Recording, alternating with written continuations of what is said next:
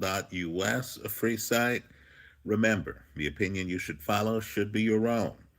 Just consider this video to be a second opinion from a complete stranger online.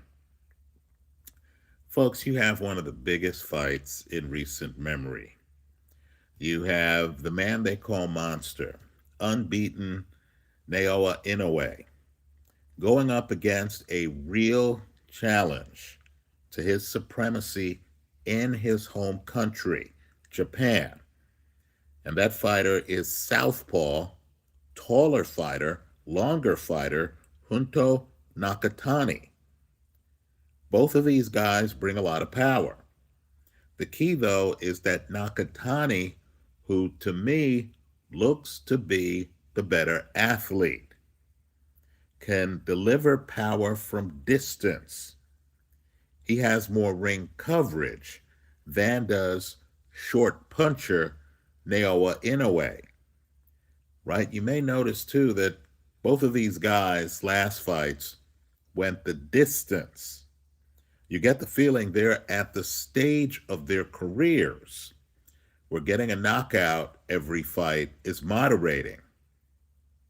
So if they're going to go head to head, market the fight as a fight between two guys with big power, right? Monster against Big Bang. I believe they need to do it soon. Let me say, too, that, the fight might not happen for different reasons, right? Branding, both guys might want to have a legitimate claim to domestic supremacy, right? But if they make it happen, folks, this transcends world titles. This is like Eubank versus Nigel Benn from back in the day, right? This would be Joshua Fury, right? It would be the fight to determine, okay, which one of us is the real boss? But I need for folks to understand the downside to that, right? You lose to your countrymen in a high-profile fight between two unbeatens.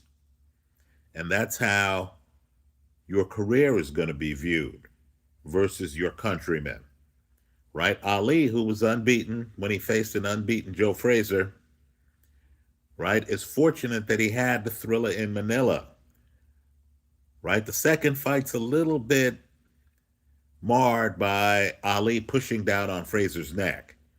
But understand, the Thriller in Manila after Ali's fight against Foreman, the Rumble in the Jungle, Ali regaining the heavyweight title.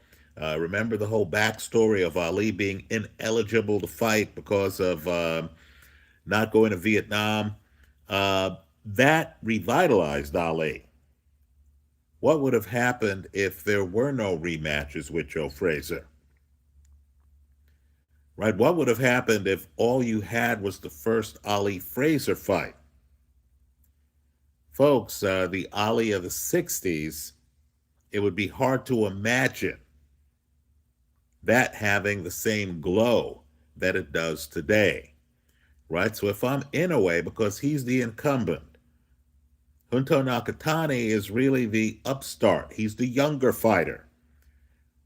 Right? If I'm Inoue, I really have to ask myself some tough questions because this last fight just went the distance. Right? Because Inoue has been caught in fights and has hit the canvas. Because there might be a way this fight is fought where Inoue isn't able to get inside. Let's remember, Joe Louis, short puncher. That was Joe Louis on the canvas against Jersey Joe Walcott, right? Knocked down twice the first time they fought. That was Joe Louis losing to Ezzard Charles. In other words, a slick guy who forces you to box and who has found a way to stay away from your short-range power.